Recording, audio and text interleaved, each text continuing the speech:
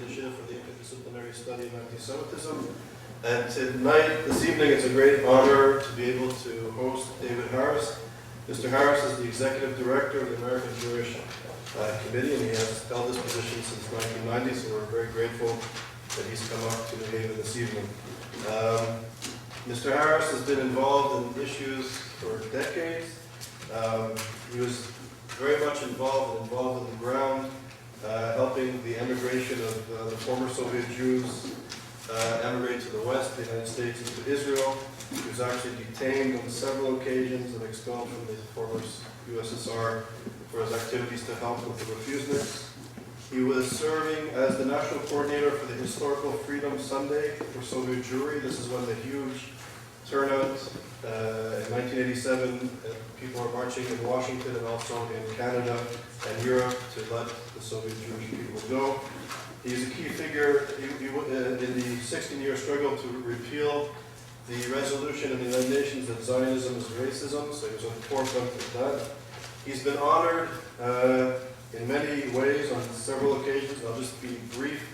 In 2003, he received a Lifetime Achievement Award from the Russian Jewish community in the United States for his lifelong dedication to the physical and spiritual return of Soviet Jews to the Jewish people. He's been honored by the government of Poland in 1999, the German government in 2004 by the German Armed Forces, in 2005 on 2 occasions by the French government, and in fact in 2007 he received the French Medal of the Republic from President Sarkozy. And he was also honored by the President of Latvia, and the Latvian government and President gave him the highest orders, the Order of the 3 Stars. He studied, his first degree was at the University of Pennsylvania. He graduated in international relations from the London School of Economics. He studied at St. Anthony's College, my old alma mater in Oxford, and has been a visiting scholar at Johns Hopkins University. Honorary doctorate from the Hebrew Union College, and he's also a member of the Council of Foreign Relations. In addition to this, he's written 6 books and authored many articles, and his articles appear regularly in the international media. And I would just like to say on a personal note, Mr. Harris was the first, really, I think, leader of the Jewish community in the United States to really meet with me and hear me on what we were trying to do at Yale, and very graciously was supportive in many ways. And having been with him recently in Rome, I think it's a privilege that the American Jewish community has such a distinguished representative. So on that note, I'd like to welcome you today.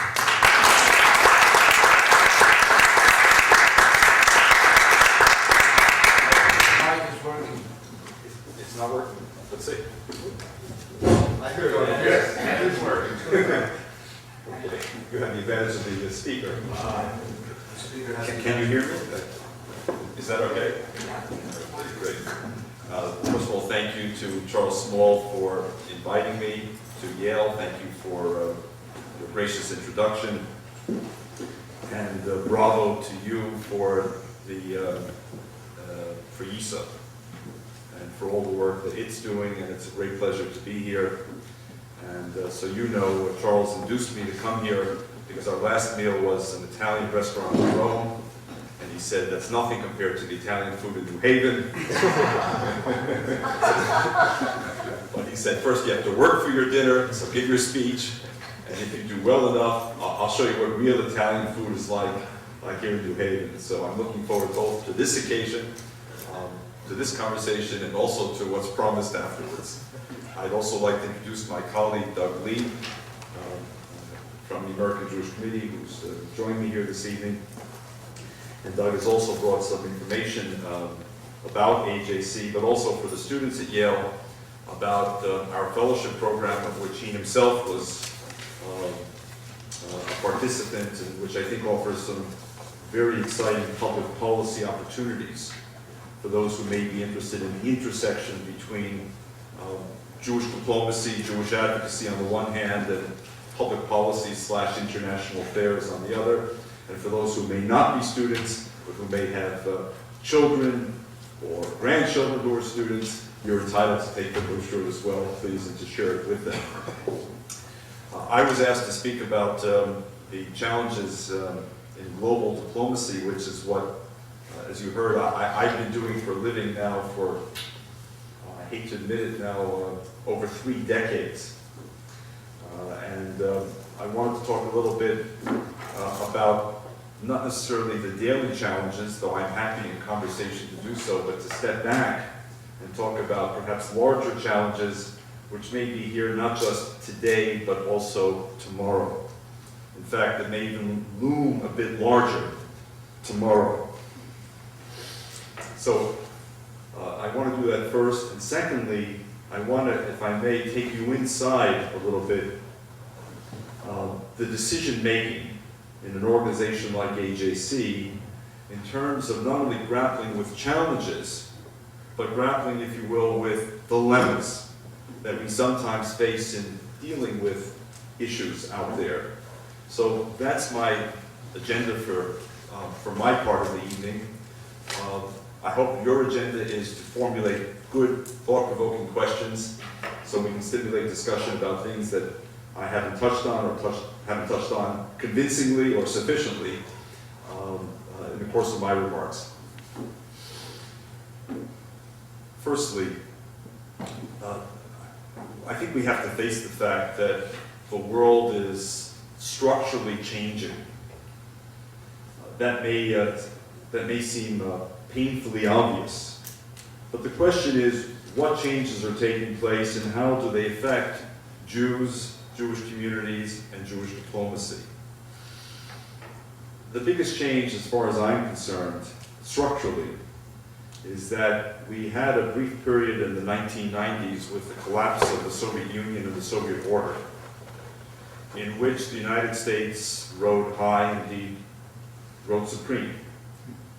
When the French foreign minister of the time, Hubert Védrine, referred to the United States less than admiringly as the new hyperpower.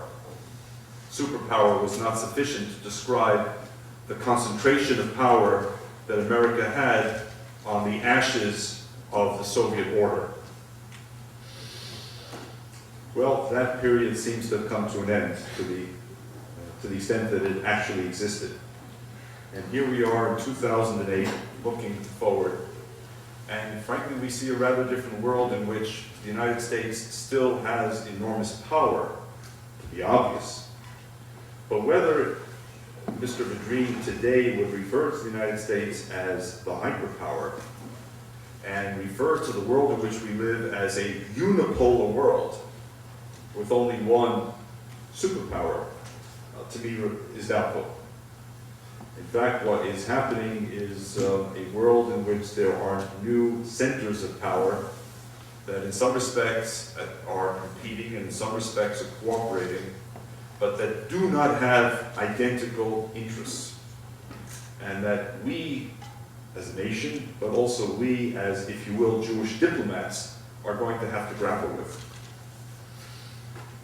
In addition to the United States, center of power include the European Union, with Brussels as its capital, 27 member states, and with other states online seeking admission to the EU.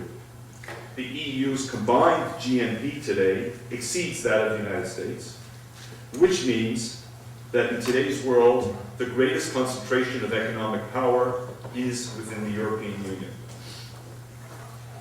Given the fact that not only do you have the 27 member states and the aspiring states, which range from countries like Croatia to the biggest, if you will, challenge of all for the EU, Turkey, and other nations like the Ukraine, more detached, but yet looking flirtingly at the possibility of one day entering the EU, you have a number of other nations in the world, more geographically distant perhaps, that nonetheless both admire the EU and what it has achieved, and in some respects have, I won't say outsourced, but nonetheless begun to heed EU foreign policy decisions.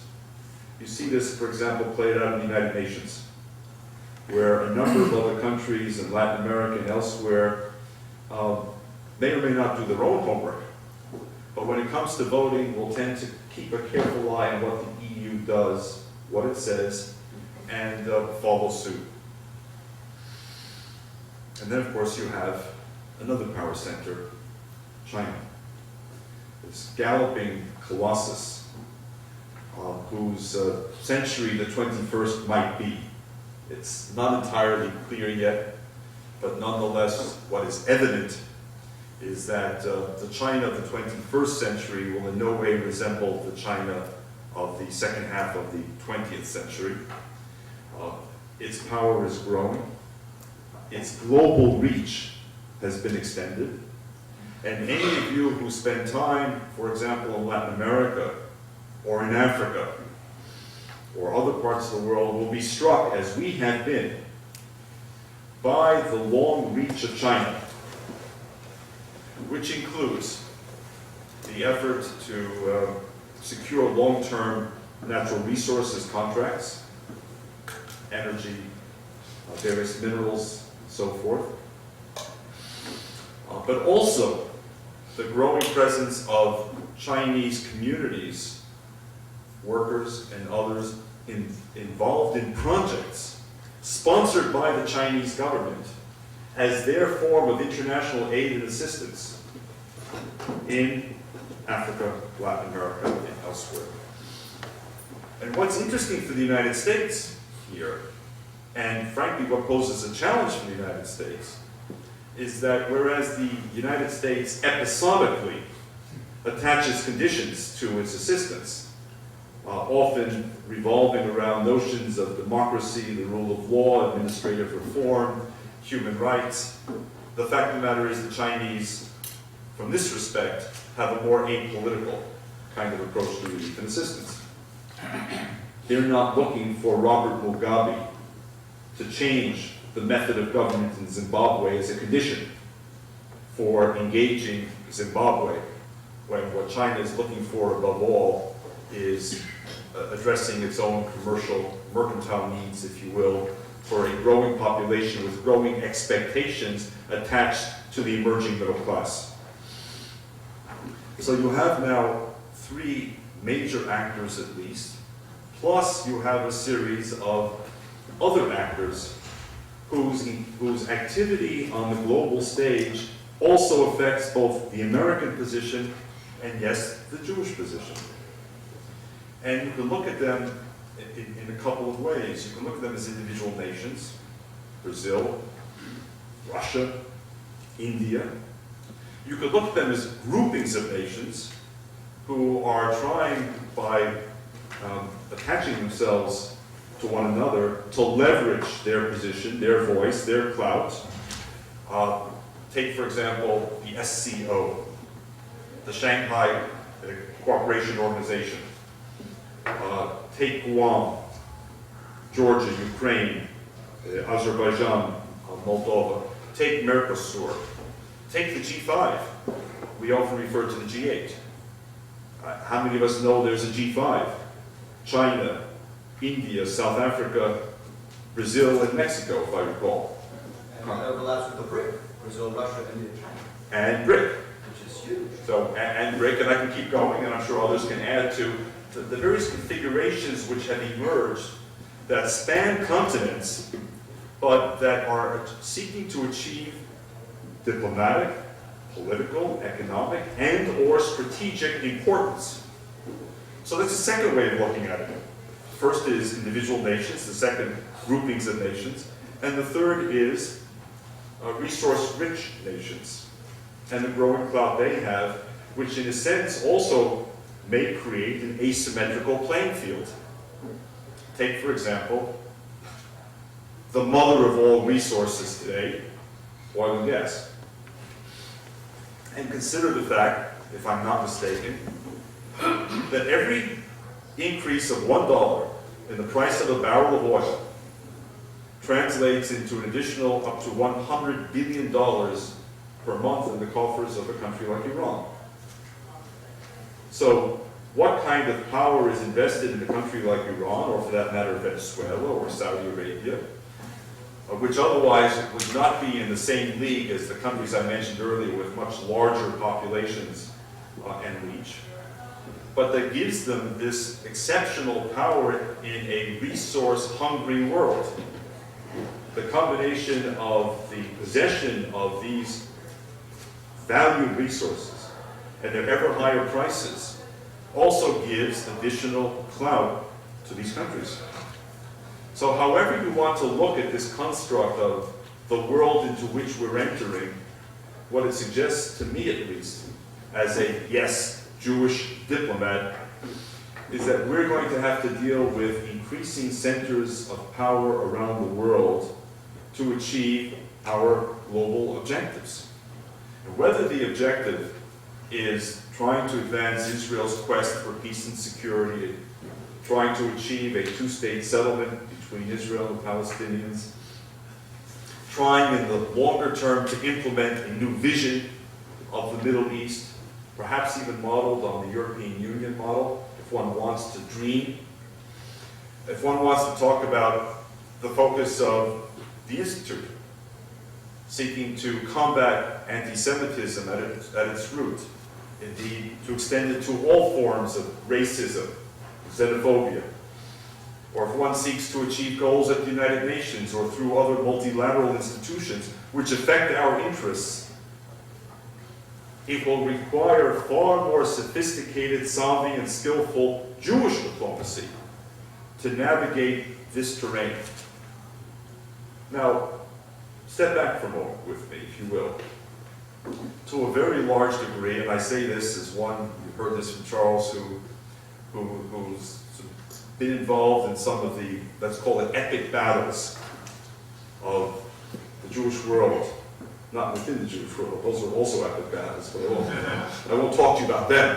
That's not my subject, I think, although there's quite a lot to say there.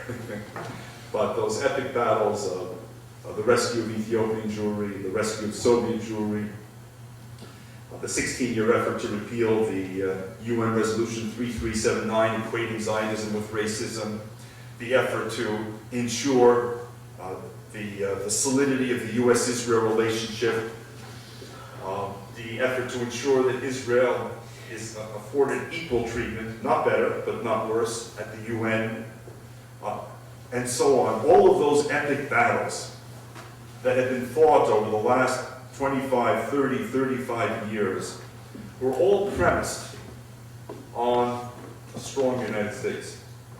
If you think what's the common denominator of those efforts, and what explains the success of each of those efforts, and they were successful, extraordinarily successful.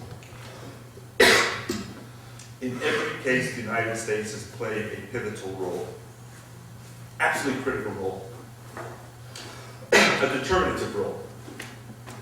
I don't know today whether the same United States, in the United Nations General Assembly, for example, could spearhead a successful effort to repeal a resolution such as 3379, which equates Zionism with racism.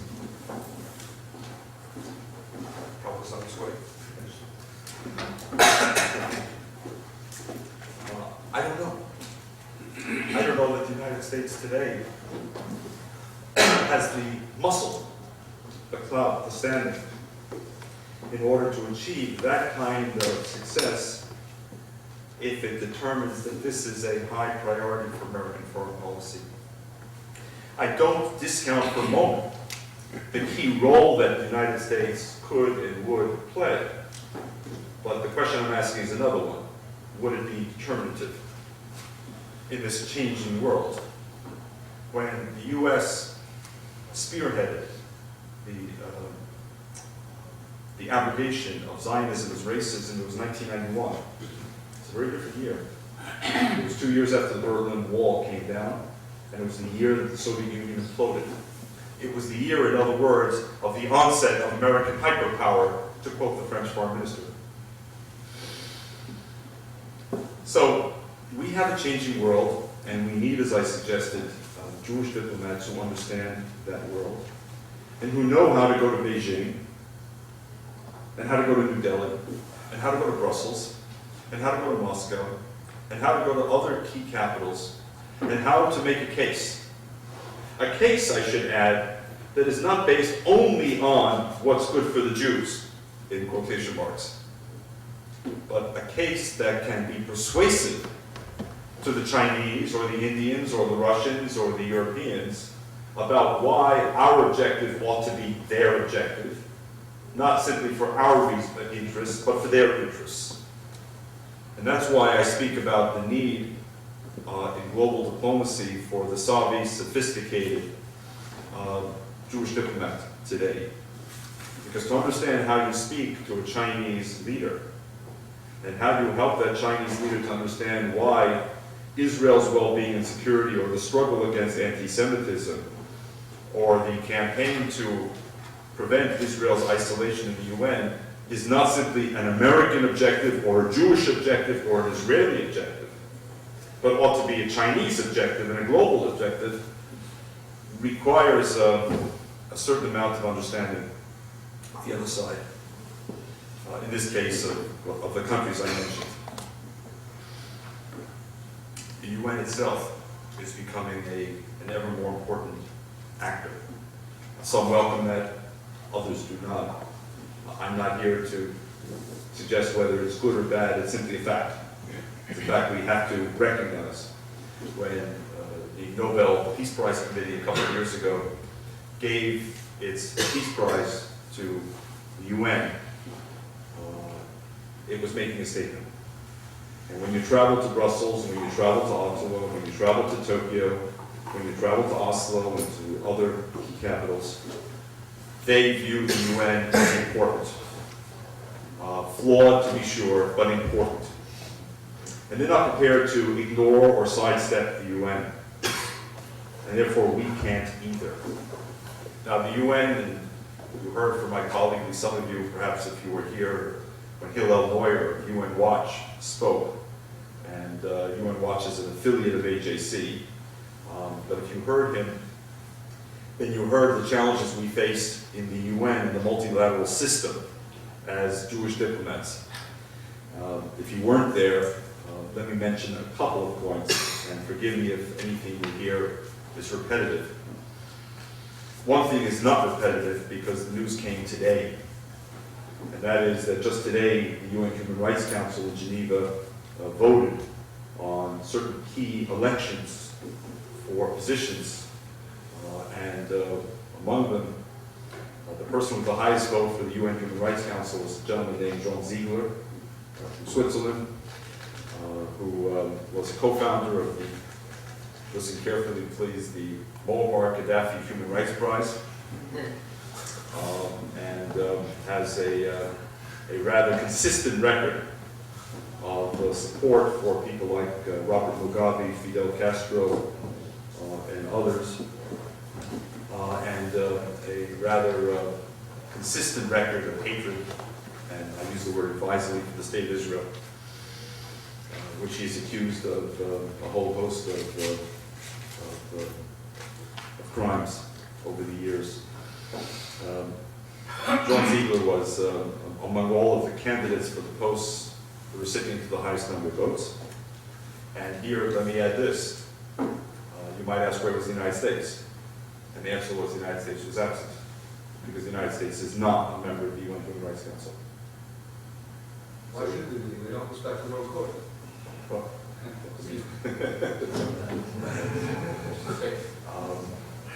there are 47 member nations of the UN Human Rights Council. The body was founded in 2006 as a successor to the discredited UN Human Rights Commission.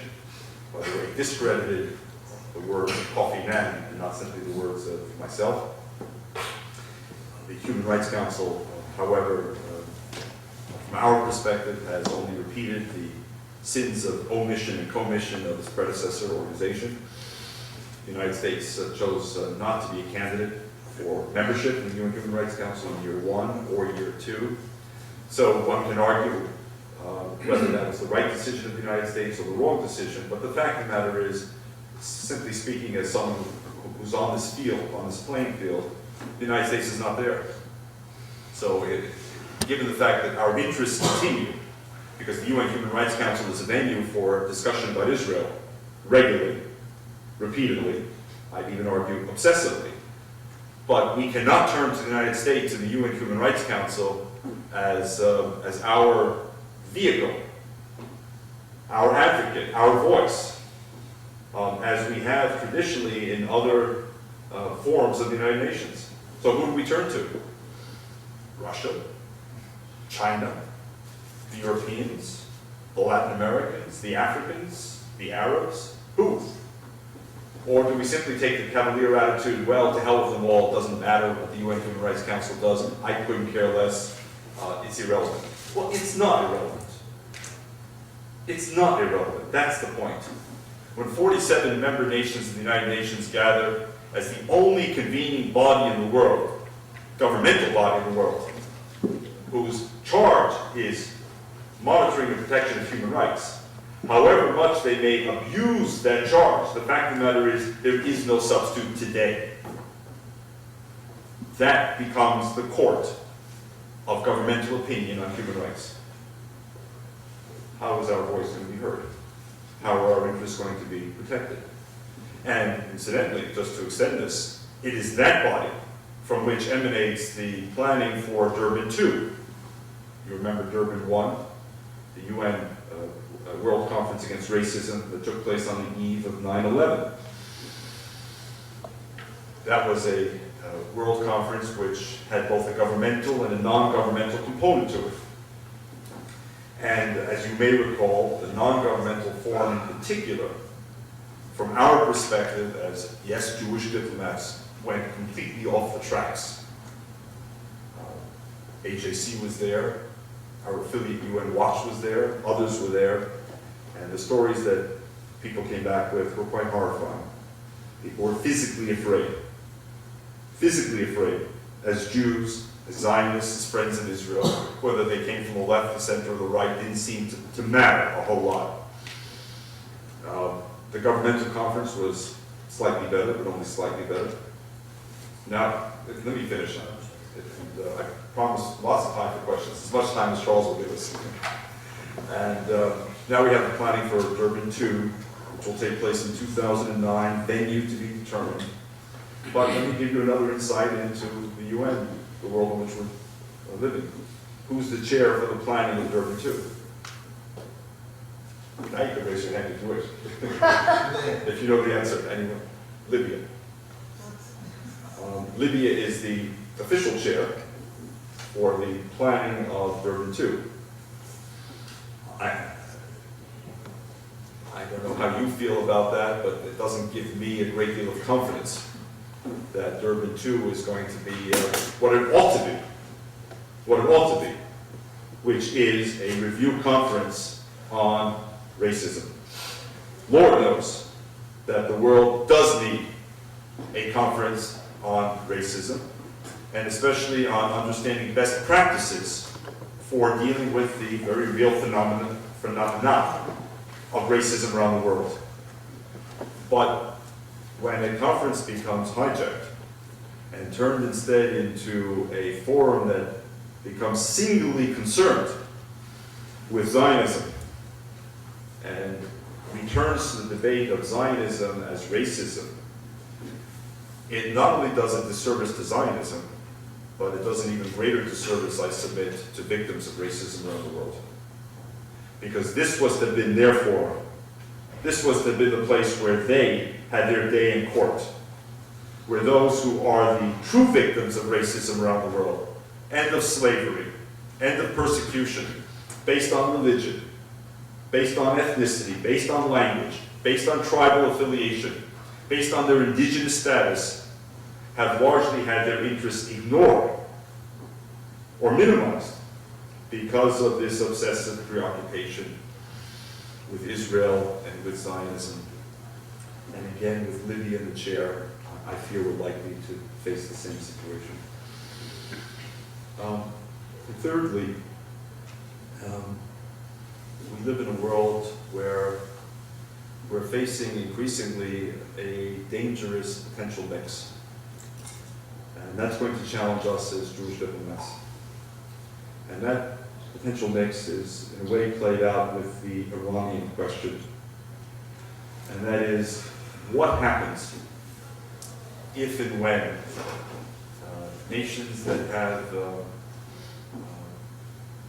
goals that are, for us at least, potentially dangerous, even lethal, acquire weapons of mass destruction, and marry those weapons of mass destruction with their ideology slash theology slash eschatology, i.e. end of days thinking. What happens then? What kind of a world do we enter? You know, we've had a taste of it with North Korea, which may or may not be contained. A taste in the sense that we had in the Hermit Kingdom a leader who left the impression that he didn't give a damn what consequences might befall his country in the pursuit of nuclear weapons. It remains to be seen whether, in fact, North Korea is abiding by agreements today. We had a second hint of it in Pakistan, insofar as Benazir Bhutto's assassination once again raised the question and focused attention on what would happen in Pakistan if indeed the country went off the tracks, fell into the hands of radicals, who in turn got their hand or their finger on the button for a country whose nuclear weapons program is known. It's not a secret, it's not in question. For many observers of the international scene, Pakistan remains the potential epicenter of what may happen. And then, of course, we have the question of Iran.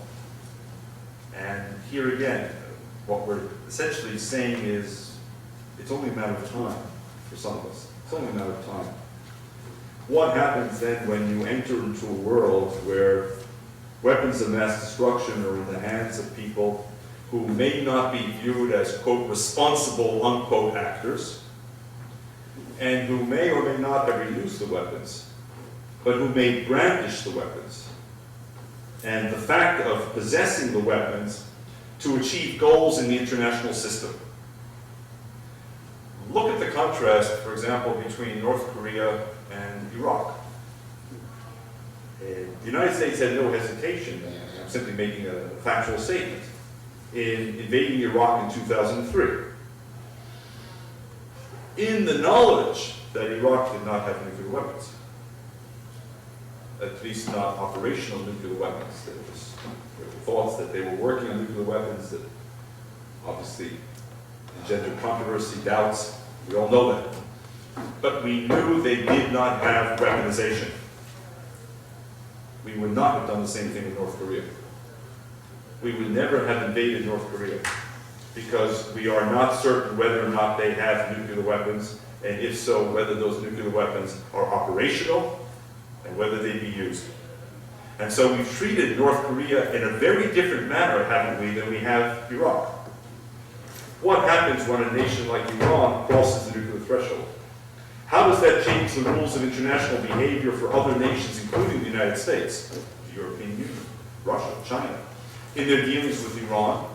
And I would add, the other countries that inevitably would follow Iran should it in fact cross the nuclear threshold.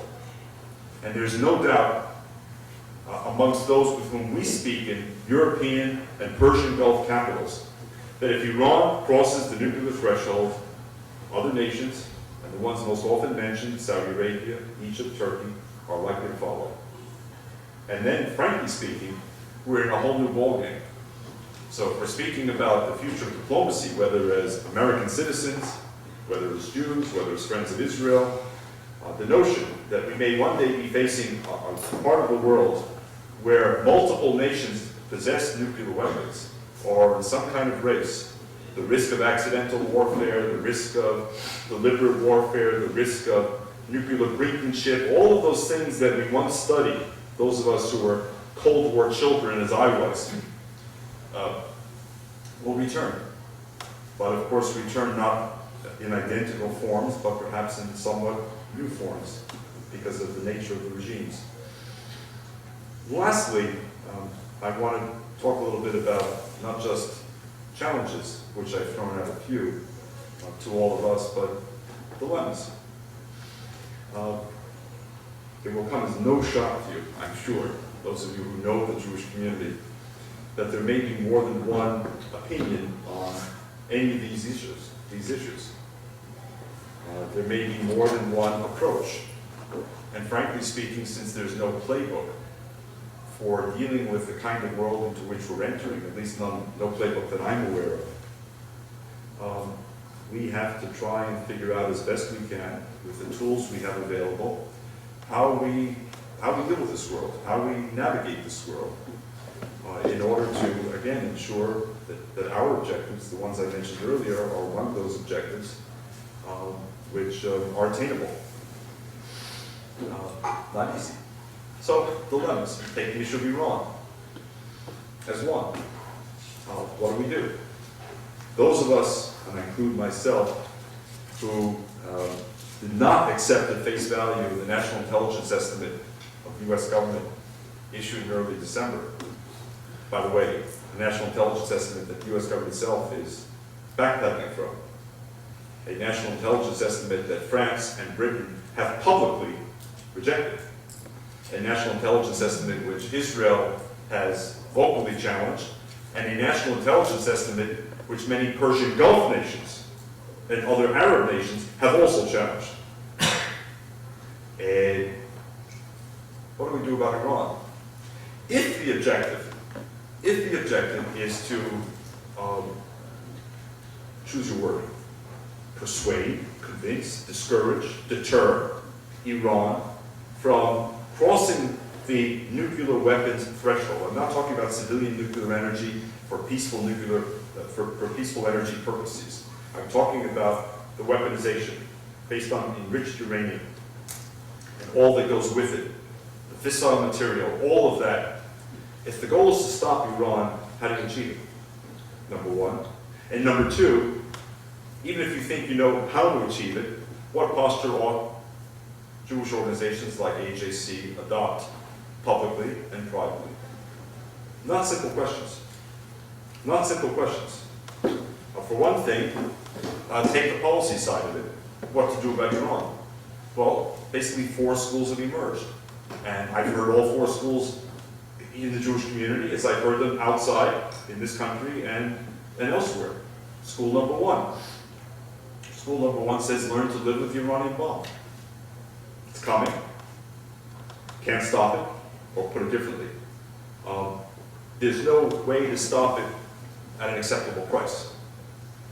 So learn to live with it. Go back to Cold War deterrence theory. Go back to the theory of mutually assured destruction. And persuade the Iranians that if God forbid they ever use it to annihilate the state of Israel or any of their other claims, then they're going to be destroyed in the process. And count on their rational thinking as rational human beings, which will discourage them from wishing to be destroyed. Because after all, that was the US-Soviet trade-off. We didn't like each other. We had lots of differences, of course, but at the end of the day, we may not have realized it then, but both sides were rational thinkers. The Soviets were rational enough to understand that if they triggered a war with the United States, they in turn would be struck. And that given the fact that we had air, land, and sea capacity to deliver nuclear weapons, and given the fact that the Soviet Union could not destroy all 3 at once, we had second and third strike capability. And similarly, we knew that if we used nuclear weapons with the Soviets, they too had 3 strike capability, and we would be destroyed. And lo and behold, what we saw instead were proxy wars. Ethiopia and Somalia, Israel and Syria and Egypt, but we never saw the direct war. So school number 1 says, hey, India has nuclear weapons, Pakistan has nuclear weapons, Israel's reported to have nuclear weapons, France and Britain, China, all have nuclear weapons. We've lived this long, we'll survive. School number 2 says, hey, no, this is a dangerous regime. This is a regime where the president talks about the return of the 12th or the hidden imam, and actually seems to believe it. Seems to believe it. Where he talks about the annihilation of the state of Israel, a world without Israel, etc., etc., etc. So we need to change the regime. And so you have the regime change school. That argues, look, Iran is not a monolithic country. There are all kinds of centers of power. There are business people, there are students, there are journalists, there are women, there are different ethnic communities, and so forth and so on. So figure out the right recipe in order to change the regime. Bring about a regime that is one that the world can live with, that its neighbors can live with, the United States and others can live with. School number 3 says, Iran's getting the bomb, regime change won't work. Every time the United States or other outsiders have tried regime change, it's backfired. Look what happened in Iran in 1953. We're still paying a price for what we did then. So hands off, it won't work. Instead what we need is, we need a military strike. Painful, difficult, challenging, you bet. But we need it sooner rather than later, because otherwise we're going to face an Iranian bomb. And as Nicolas Sarkozy said, the only thing worse than bombing Iran is an Iranian bomb. And the 4th school says, there's another way. Or actually there's a mix of potential ways. Let's call it the carrot and stick school. The school that says, at the end of the day, Iran wants something even more than the bomb. And we need to figure out what it is that it wants and dangle it. Some argue that what it really wants is a relationship with the United States, security guarantees, a guarantee against regime change, a recognition of Iran's regional role. And then there were smaller issues, WTO, Boeing, spare parts, and the rest. And they call this the grand bargain. That what really will change Iranian behavior would be American involvement in the process directly, with an offer of a grand bargain with Iran. But to convince the Iranians that time is not necessarily on their side, that it may be working against them, that we don't have infinite patience, that the Europeans don't have infinite patience, that the IAEA and the UN Security Council don't have infinite patience, you got to ratchet up the sticks even as you dangle the carrots. And so, 3 UN Security Council sanctions resolutions to date, not terribly painful, but making a point and with a very high degree of unanimity, much more than people expected. Number 1. Number 2, even more punishing financial sanctions, quietly engineered by the US Treasury Department and joined by a number of European and Persian Gulf and other nations, with a number of multinational corporations and banks pulling out of the Iranian market, choking access to dollar-denominated, euro-denominated transactions, credits, and the like. Some are still going on, of course, but less than before, and the trend is downward. So keep tightening the pressure even as you dangle. And there are the 4 schools, essentially. If there's a 5th school, I'm not aware of it, you may be. And so organizations like AJC, which are profoundly concerned by Ahmadinejad, the president, and what he says with respect to the Shoah, the Holocaust, Israel, what he does in the field of human rights, what he does in sponsoring terrorism, have a stake in the outcome of this.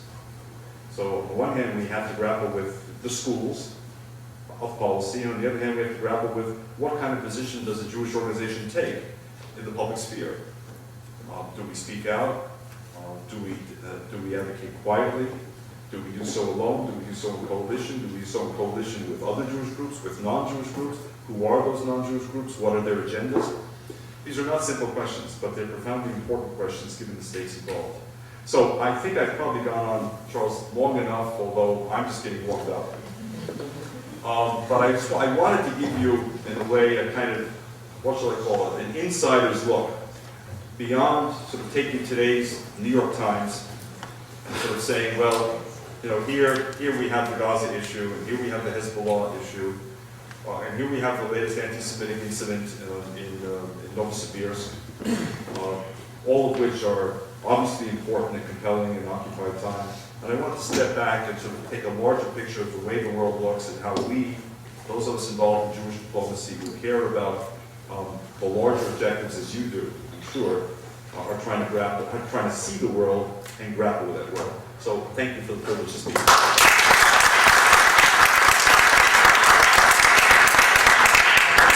We'll have a Q&A session, and I'll take the prerogative to start off the question. Okay. So from a diplomatic perspective, being based in the United States, it seems that in the United States, particularly on campuses within government, I think the accusations of Walter Mersheimer has resonated. And people seem to be, in my opinion, a bit on the defensive when it comes to issues of Iran and the threats, and the very real threats that Iran is launching on the future of Israel. And so in a sense, I want to flip it. If I would look at things in a way sort of standing back, what the United States and its allies has done in Iraq by fracturing the society, in a sense, you can make the argument, and some people are beginning to, is that they've empowered Iran. Iran now controls a significant slice of Iraq. They're becoming more and more powerful in Lebanon and Gaza, perhaps the West Bank, Syria, and in other parts of the world. So as a diplomat functioning in the United States, how do you, I would say, ring the alarm bell? The American policy has in fact backfired, and what can be done to rectify, I think, a growing thing that, in a sense, the military after effects, anyways, of American policy has been to embolden it. That's a great question. Thank you. By the way, it's a difficult question, so by time, on a lighter note, you speak of us as diplomats, but diplomats in New York get parking privileges. And AJC diplomats do not. So that is a very important distinction. No immunity either. None whatsoever, believe me. We can run, but we can't hide. But for those of you who know the scarcity of parking in Manhattan, where we operate, that's worth a lot. First of all, let's roll back to 2003. The U.S. led entry into Iraq. What countries were most frightened at that moment in time? As I recall, there were two. One was called Syria, and the other was called Iran. Remember, for example, that from 1980 to 1988, Iran and Iraq had fought an 8-year war. The casualties were enormous. They're estimated to be well over 1 million. But the point is this, that in that 8-year war, no country could really inflict a decisive blow on the other. The United States led army in 2003. Again, this is not a question of whether you support or oppose the war. Marched into Iraq, and despite all of the pundits' views that this was going to be a very difficult war, the fact of the matter was that the initial phase of the war was a lot easier than people had expected. That must have sent shockwaves in Tehran and Damascus, who were petrified both by the power of the U.S., number one, and by the sudden proximity of the U.S., which now sat on the borders of both Syria and Iran. Now fast forward, 5 years later. What countries are the most emboldened in the region? Ironically, Syria and Iran. I don't think it's an exaggeration to say that. They are the most emboldened. They see the United States bogged down in Iraq, and by the way, increasingly it seems in Afghanistan. They see growing domestic division here about the validity and about the purpose of the war. And Iran has skillfully exploited those developments to its advantage, strengthening its position, as you say, regionally, including in Iraq, including in Gaza, where, again, I would argue another U.S. mistake, namely pressing for the elections against the better judgment of Mahmoud Abbas, of the Palestinian Authority, against the better judgment of the Israelis, and against the better judgment of the Egyptians, each of whom made the case to the U.S. administration not to go ahead with elections at this moment in time. But the U.S. had this theory, wonderful bee in its bonnet. The notion that this was a time to introduce democracy. One second, sir. To introduce democracy. And I would argue that democracy is no fiercer defender than many of us. But at the same time, look what we have now. A situation which only complicates matters more and strengthens Iran, as Iran has also been strengthened in Lebanon through the nexus of its relationship with Syria and Hezbollah. And as we see, Lebanon today does not have a president, is not likely to have a president tomorrow. And meanwhile, that fragile majority in the Lebanese parliament that was prepared to elect an anti-Syrian president is one by one disappearing as victims of assassins' bullets. And there seems to be a clear line between those bullets and that strategy and what capitals? Damascus and Tehran. But your question goes beyond that. And now I'll come, if I may, to this gentleman. It has to do with how do we present to a skeptical American public today that fears further entanglement in the Middle East after witnessing Iraq and Afghanistan, and then wonders, wait a second, does this mean that people are pushing us toward war in Iran? And the answer, it seems to me, is number one, no. No, I put Walter Mearsheimer aside.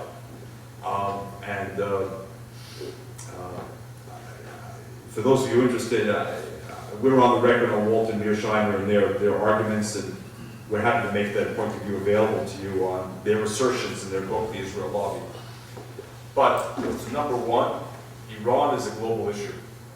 It's not a Jewish issue, it's not an Israel issue, nor should it be portrayed as an American issue. It's a global issue.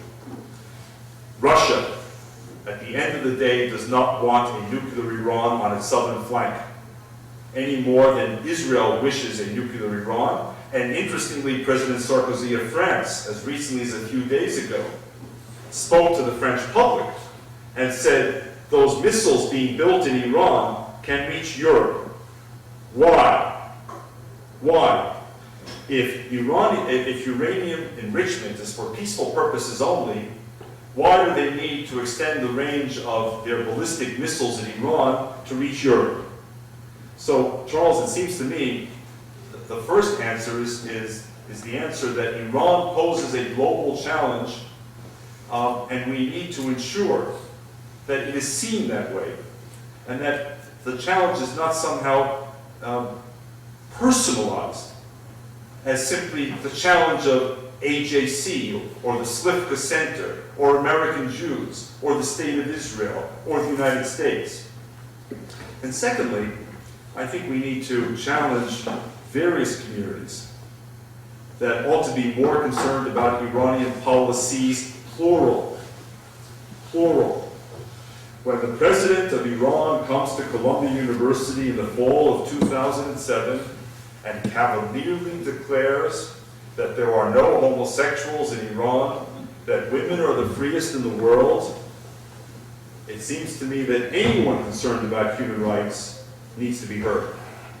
When students in Iran are imprisoned for exercising a right of protest, students at Yale University should be the first ones to be heard. And it doesn't matter whether they're Jewish, Christian, Muslim, Baha'i, Zoroastrian, atheist, agnostic, or whatever. And when women's rights are denied, and when people are hung in public, as we have seen, it seems to me it requires an international human rights outcry, and not just from some of us. So those to me are the main points. May I call this gentleman? Sir. What about the infidel issue? Take me a step further. There was a conference. Help me. There was a conference of some 56, 57 Muslim countries in Malaysia. Right. At which point, that conference finalized with the elimination of the infidel. An infidel is one who does not believe Muhammad or Allah, which means the rest of the world. There's some 1 billion, 300 billion, according to your numbers, of Muslims in this world.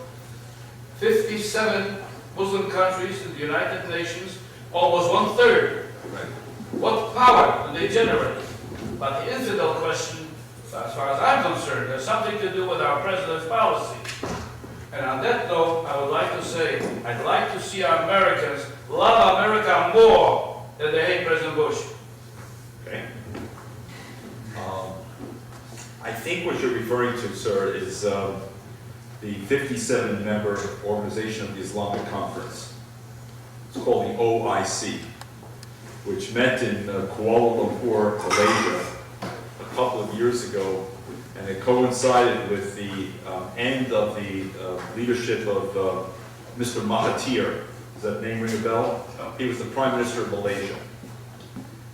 He's the one who gave the speech that you're referring to, I believe. And he's the one who invoked openly, transparently anti-Semitic language at this governmental conference of 57 member states. And what was the response? He got a standing ovation. So I think your concern, if I'm not putting words in your mouth, I hope, which was our concern, was wait a second. 57 governments sit there, listen to this, and then give a standing ovation. Is that the kind of message that should be sent? Now, we spoke with a number of the governments afterwards. And they say, well, you know, we gave a standing ovation not to his anti-Semitic part, we gave a standing ovation out of respect to him as the Prime Minister of Malaysia, to other things that he said in his speech about development and sustainability, and out of respect for the fact that he was retiring as Prime Minister. So this is what we were told. You can choose to believe it or not. I don't. Why does that surprise me? But the larger question you ask is the right question. I believe the larger question you ask, which will define the 21st century, is in effect, I'll invoke Rodney King. Remember Rodney from Los Angeles? You know, what did he say? And we all sort of learn to live with each other. And, you know, again, it may sound hokey, but I think at the end of the day, the 21st century is going to largely revolve around that very simple but profound question. At which point, someone might say, well, David, yeah, sure, but that's always been the case. I mean, love thy neighbor as thyself is about 3,000 years old, and we still can't get those, love thy neighbor as thyself, we still can't get those 5 words right. Either that or we're not too fond of ourselves. Well, maybe. So we can't get those 5 words right after 3,000 years. The difference is that in the 21st century, those who want to emphasize otherness will have weapons of mass destruction. That's the difference. So that the ability to wreak havoc in the name of difference, of otherness, of ideology based on faith, and, becomes all exponentially more significant. And so that's why it seems to me in the 21st century the real race will be defined not just people here, but yes, there are people within those 57 countries represented at the OIC, I want to believe, call me naive, who don't share an apocalyptic goal and who don't share the view that this is a civilizational conflict along religious lines. I want to believe it. One of those 57 countries, for example, is Turkey. And I'm not prepared to believe that all 70 million inhabitants of Turkey share that view of the Prime Minister of Malaysia, for example. Since when do people count? Well, they have to count. They have to count because the truth of the matter is, just one more thought, I see a few other hands. The leaders. Well, for 1 second. And we're not going to change Islam from the outside, sir. Any more than Muslims are going to change Jews on the inside. The Kulturkampf, if you will, the cultural struggles I believe, are as much within civilizations as between. So, you know, if I had a bit of conceit and a bit of time, I would write a response to Samuel Huntington's book, and I would call it The Battle Within Civilizations. Because I believe it's the battle within civilizations that will ultimately define whether or not there is a civilizational struggle or not. And believe me, there is a battle within civilizations. Within the Jewish world, there is a battle for the soul of the Jewish people.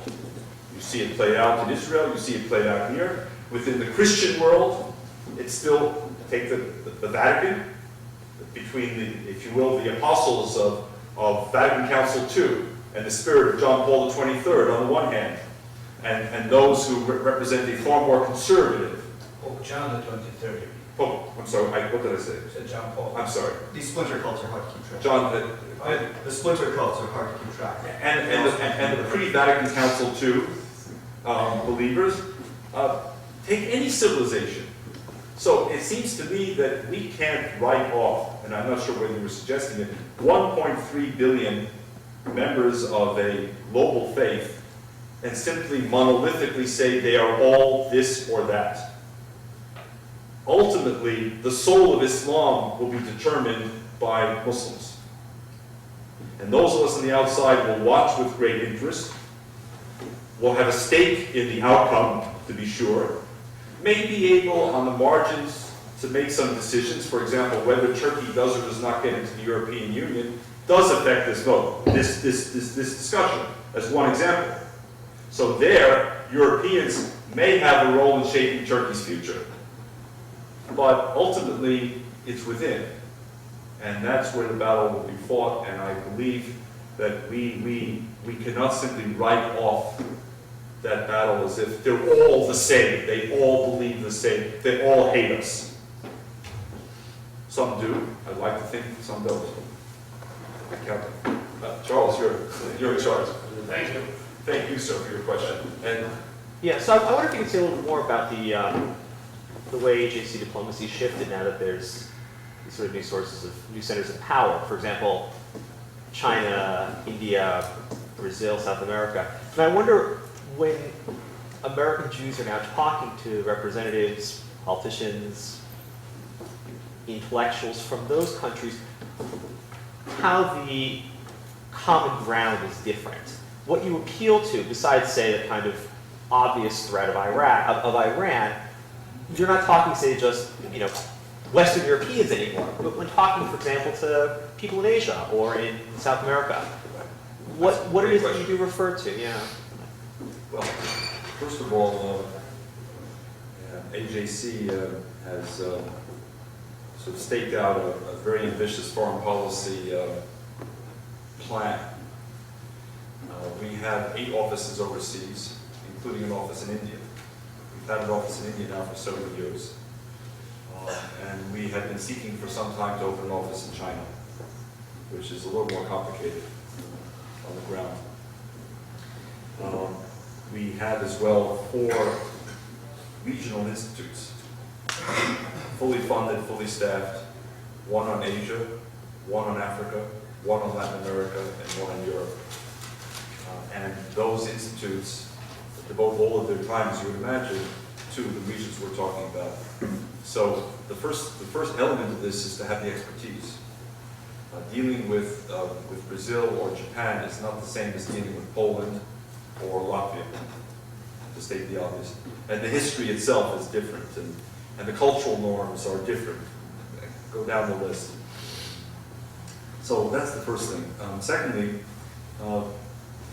you know, at first glance, one would say, it's a pretty steep uphill climb the guy's describing.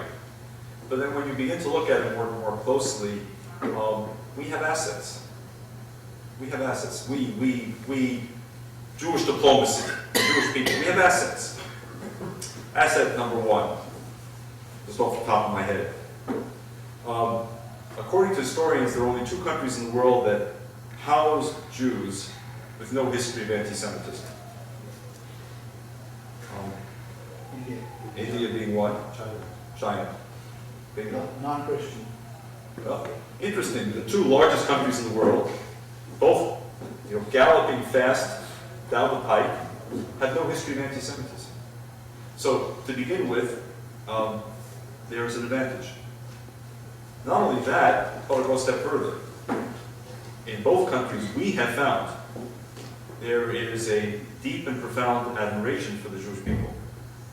It's not contrived, it's not manufactured, it's real. It's based on several things from our experience. Number one, a sense of respect for the history and the continuity. They see themselves as proud historical civilizations. They see Jews as another proud historical civilization which faced adversity like they did, they believe, and managed to prevail, and manages to this day to blend tradition and modernity as they do, or aspire to do. Third, they have great respect for the Jewish mind. When I was in Tokyo on one of our visits, one evening we went out with several Japanese friends, and after a few sake rounds, one turned to us and said, "My friend, may I ask you a question?" "Sure." "What's the Jewish secret?" I know so many Jewish secrets, I wasn't sure which one to reveal. Well, help me. What are you referring to? He said, "Well, how many are you in the world? 15, 20 million? I know how many Nobel Prizes you've won. You know how many Japanese we are in the world? We're 120 million in Japan alone. Do you know how few Nobel Prizes we won? So what's the secret? Why have you made such a disproportionate contribution to the advancement of knowledge? And how can we learn from you?" And interestingly, if you go back to the late 80s, you may recall Clyde Haberman, who now writes a column for the New York Times, Metro section, was the New York Times correspondent in Tokyo. And he wrote a series of articles about the popularity of anti-Semitic books. You may recall that were being sold in major bookstores in Tokyo and apparently being bought up. And some of them truly were anti-Semitic, the kind that preoccupies Charles's Institute and AJC. But some of them were more questionably anti-Semitic, because they had titles like, "Learn how to negotiate the way the Jews negotiate," or "Buy stocks the way the Jews buy stocks."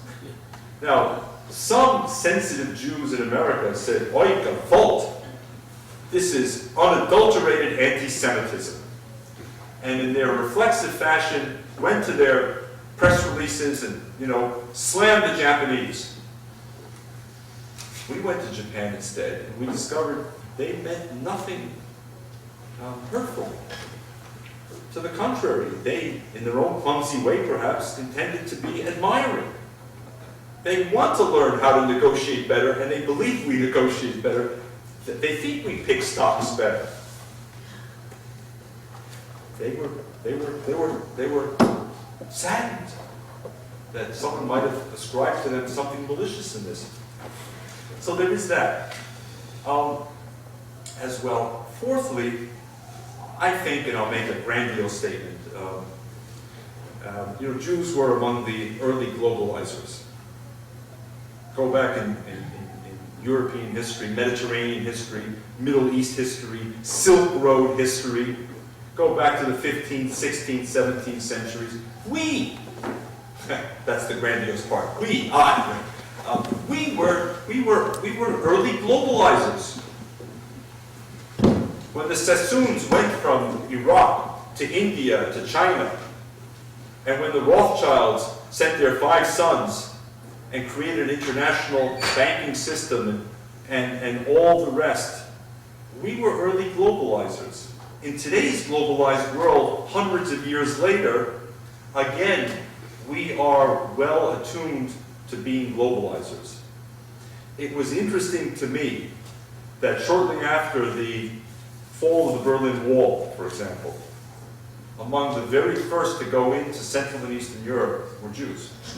Jewish businessmen, Jewish journalists, Jewish entrepreneurs, Jewish innovators, Jewish community organizers.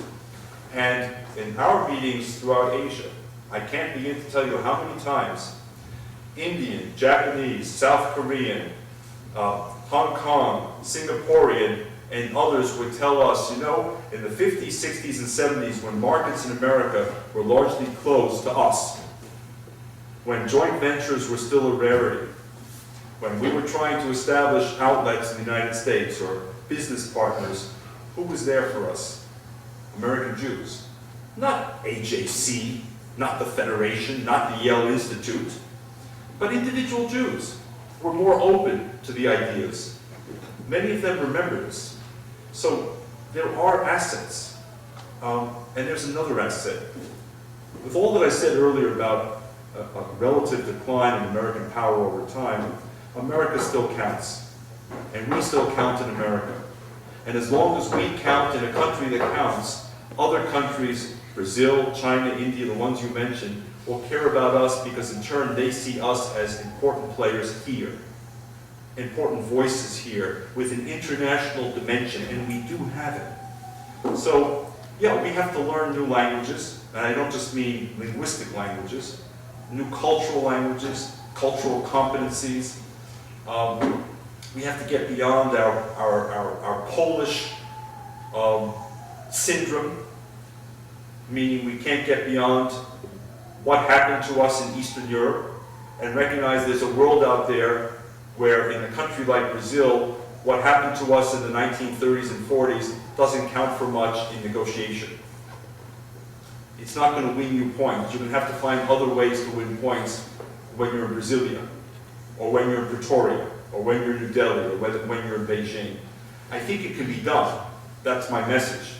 But it's going to require some retooling. So a question here, we'll try and take a few.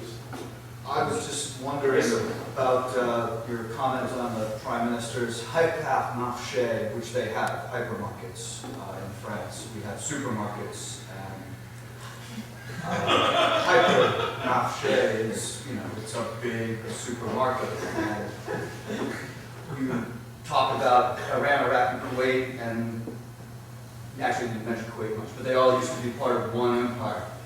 And the United States, for all of its America unity, is very divided in a number of different ways. And it always has been. It's part of how it's designed, part of the checks and balances of state, local, and federal.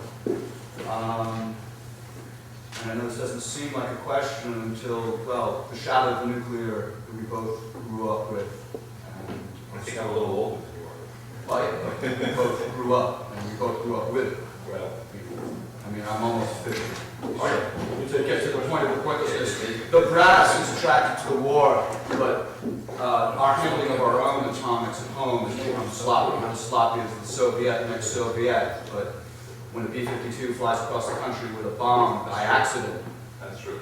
you know, the brass is not really paying due diligence. Oh, the little girls.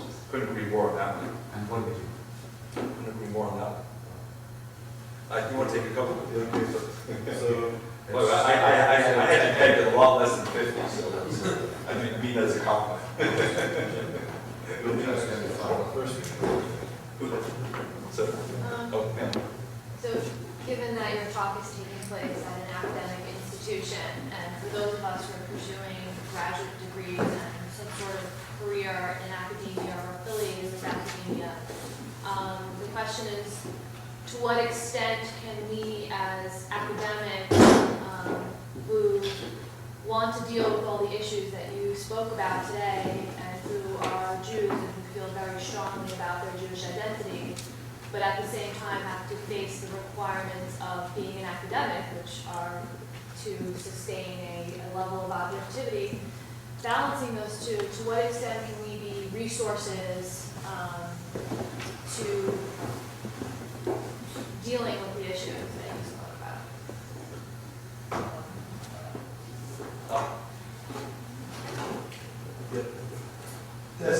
Does the free world have the patience and the stamina to prevail in the current fight? Charles raised a very negative question about where we are in Iraq and the potential for creating a power vacuum that would enhance Iran and Syria's power in the region. On the other hand, one can make a case that our success there in supporting the moderates and achieving some form of democracy, it may not be our democracy, but some form of democracy, would certainly make a very powerful statement and help balance against the threats of Iran and Syria. But the question is, does the American public have the stamina to prevail? Just like, do the Israelis have the stamina to prevail? You know, we like fast wars, 6-day wars, quick victory, not a lot of losses of life, and the other side may have more patience and more stamina.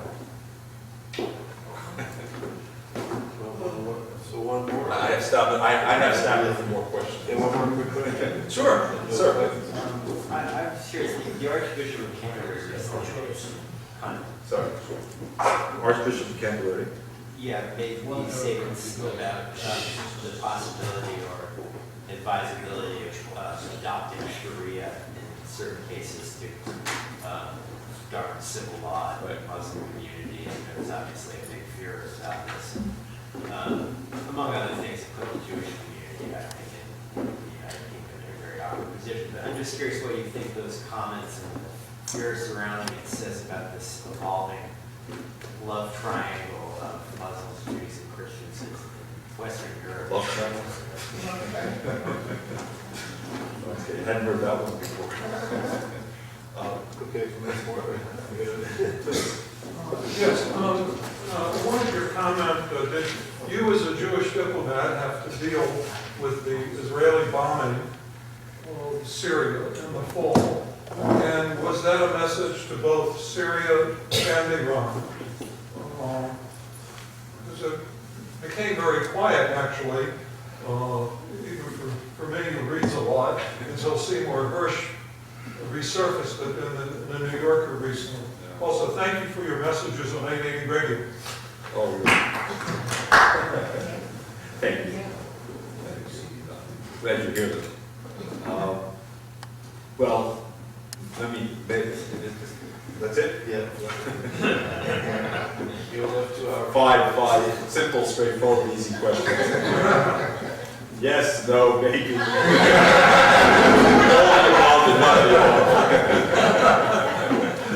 Well, let me work backwards.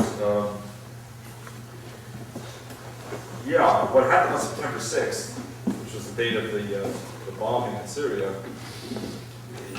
is interesting in many ways.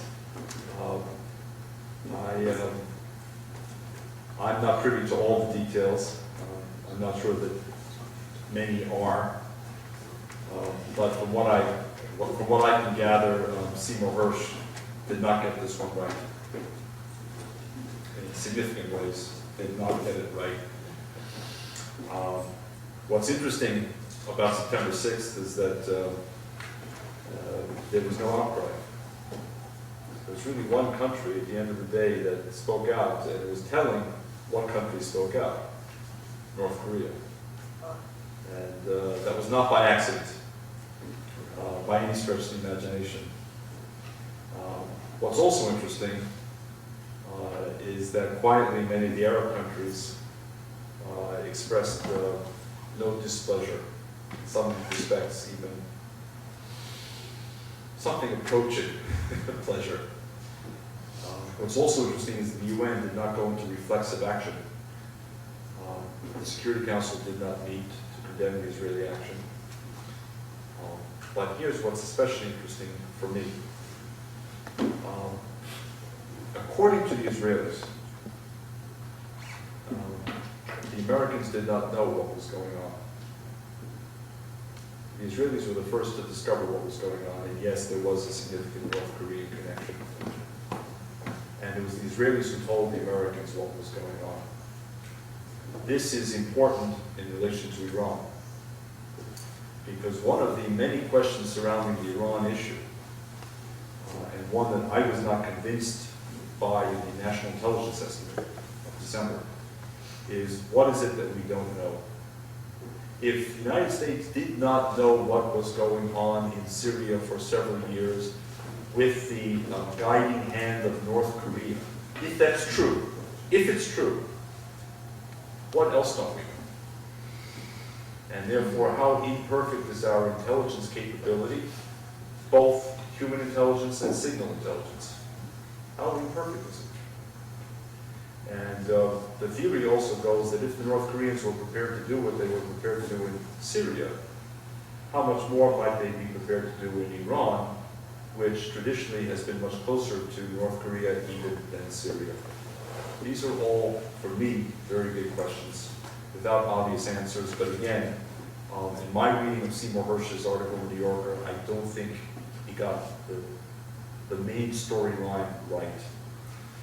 So that was, I hope that, I think this gentleman had asked about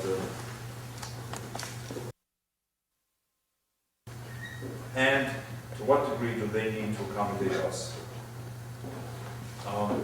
And to what degree do we have values that we cherish and seek to defend? And to what degree are those values up for negotiation? Those are active questions in many European countries. So, for example, Doug and I were recently in Germany, and we heard a discussion about, from various perspectives, on these very issues, including from a Swedish Kurdish woman,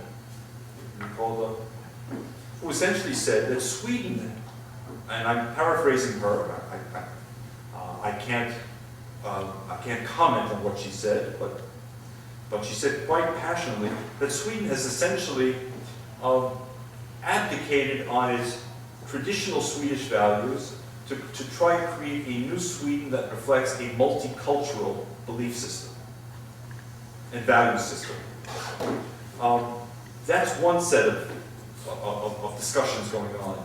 Other countries are in the throes of their own debate. How far do you go? How far do they go in order to accommodate each other? And what forms the essence of identity? Is there something called British identity or French identity? Is it static? Is it dynamic? Is it up for negotiation, for redefinition, or what? And I think the Archbishop of Canterbury, whether he intended it or not, was triggering far larger questions about these very issues. And by the backlash that he received, beginning with Gordon Brown, the Prime Minister of the UK, I think he realized that he may have gone too far in that respect. But the debate is ongoing, by the way. Closer to home, the debate is ongoing at Harvard University. As you may have seen, I mean, with at least two issues that have made the newspapers recently. One with respect to the gymnasium at Harvard University, where a group of Muslim female students apparently asked for restricted use of the gymnasium a few hours a week because they were uncomfortable exercising in the presence of men. Did I get that right? I'm not sure I should identify him as a Harvard graduate here in New Haven, but that's his risk. And the other issue was the call to prayer, which apparently was being broadcast at Harvard Yard. Yeah, over loudspeakers. Yeah. Over loudspeakers in the course of the day, and whether this was appropriate or not. And I'm sure we could spend hours here in this room discussing and debating these issues, and so it's not only what the Archbishop of Canterbury is saying, it's what the Harvard administration, perhaps one day the Yale administration, is deciding about these kinds of issues, and where they begin, where they end, what form of religious accommodation is appropriate, is inappropriate. The third question, I think, was that gentleman: do we have the stamina? Well, I have to tell you, I can only hope so. Do the Israeli people have the stamina? I can only hope so. And you know what? I'm betting on them. They have no choice. I'm betting on them for exactly that reason. They've had stamina for 60 years. I don't think it's a stamina that Israelis sought. I don't believe that the survivors of the Shoah, the remnant community that arrived on the shores of Palestine, the refugees from North Africa, the forgotten refugees, as they're called, including my wife's family, the refugees from Eastern Europe, coupled with the small yeshuv, the small community that was there on the eve of independence, all gathered in order to live in a permanent state of conflict. I don't believe this is what they sought. And 60 years later, they are still defending their nation. This is now a different times. You know, there is a threat of nuclear weapons. So it's not only, Israel, we keep fighting. I didn't hear you. It's not only if Israel what? It's not if Israel and Israelis can still hold. It's a different level of threat. I couldn't agree more. But Israel was post-48 and bomb dropped before that. I don't know if you are really thinking of what you are saying, but Iran or any other Arabic nation never had a nuclear ability. Now it is getting there. It is changing. So this is the issue. Yeah, so we're entering into a new era, but I still don't see it. I hear an Israeli accent, if I'm not mistaken. But so you will know more than I. My accent is not Israeli, as you probably can tell. Much as I spent a great deal of time in Israel, and in fact have a son in Israel, living in Israel.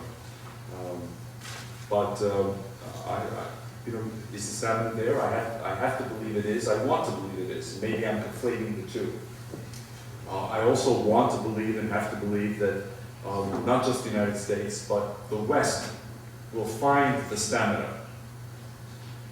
Will also find, if you will, if I can put it this way, will find the self-respect to believe it's worth defending a set of values. However imperfect those values may be, I'm not suggesting that we live in perfect societies. We're works in progress.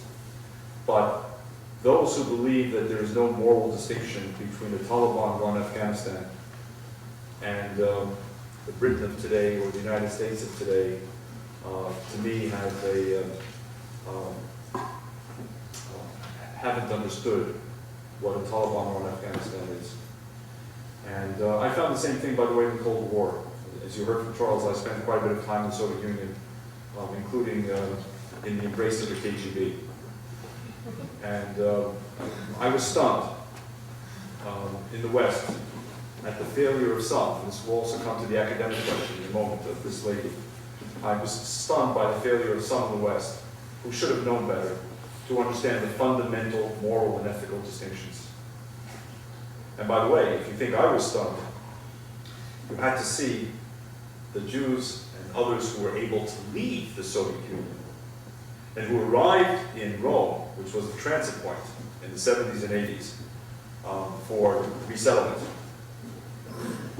come to Rome and see the power of the PC, the Communist Party of Italy, and the ubiquitousness of the hammer and sickle. And even though this was a Euro-communist party, which was viewed as a more moderate version of Soviet communism, the Russian Jews were simply stunned. They had just spent years trying to get out of the Soviet Union. They arrived in Italy, thinking this is a wonderfully democratic country, which it is, and they see a political party within the democratic mainstream that uses the hammer and sickle as its slogan, and expresses global solidarity with workers of the world. You had to see the faces of the Soviet refugees. So yeah, maybe more people need to spend more time in the Taliban-run Afghanistan to understand distinctions. But I hope and pray that there are people who understand that the fight is worth fighting. The second question was the lady in the back that sort of segues into it. I wouldn't have the chutzpah to tell you I've been a pseudo-academic, been a visiting professor, but I don't know academia well enough, honestly, to answer your question. Well, the one thing that I will say is I miss the voice of students in the world today. That's a blanket statement, and I'm sure there are many exceptions, but having 3 children who've just gone through 3 universities and have now all entered graduate school, which means that, you know, I'm going to be paying for the rest of my life.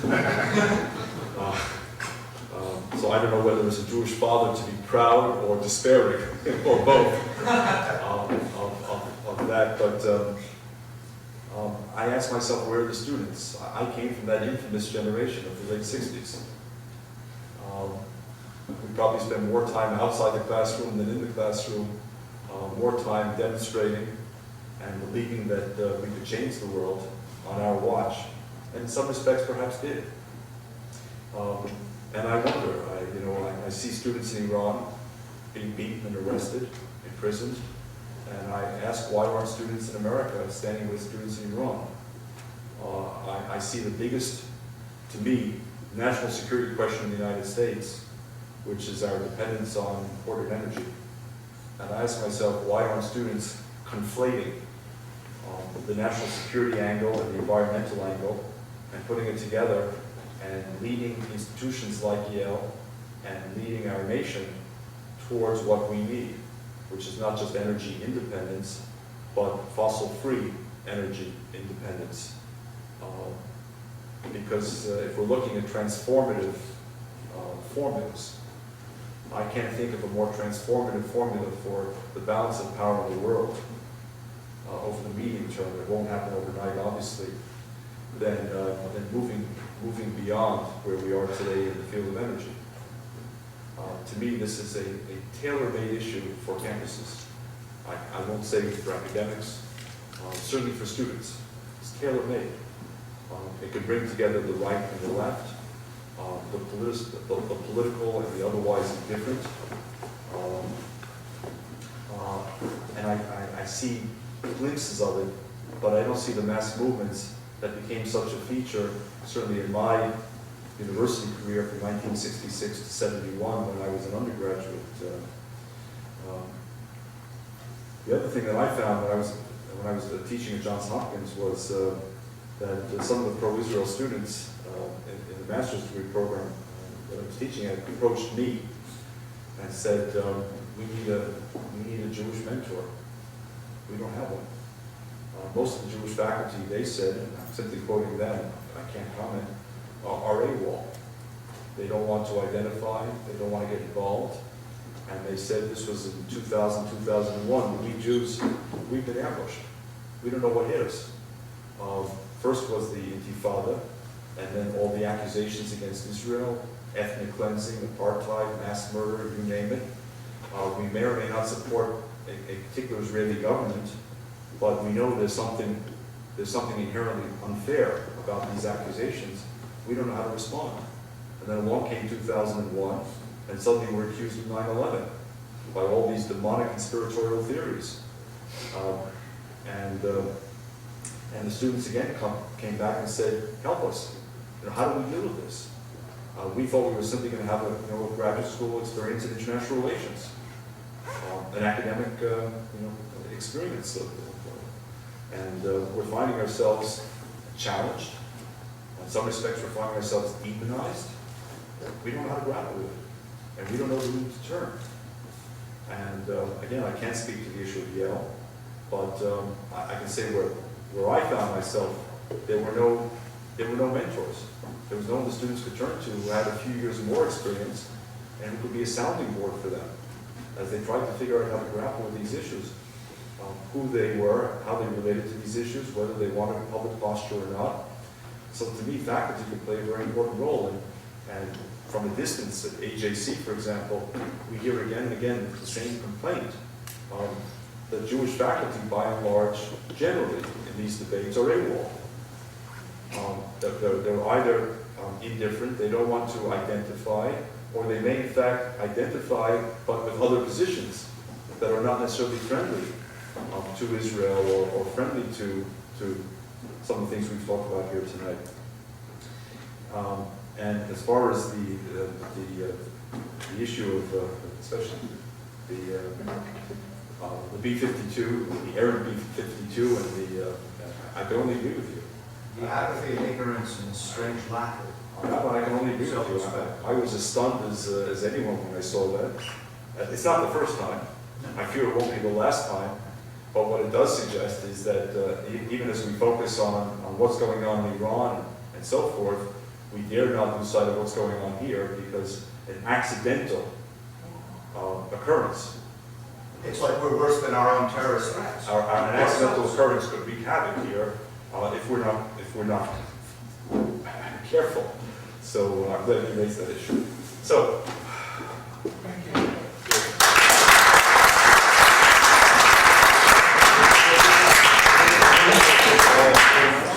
No, you're very welcome, sir. Like your time.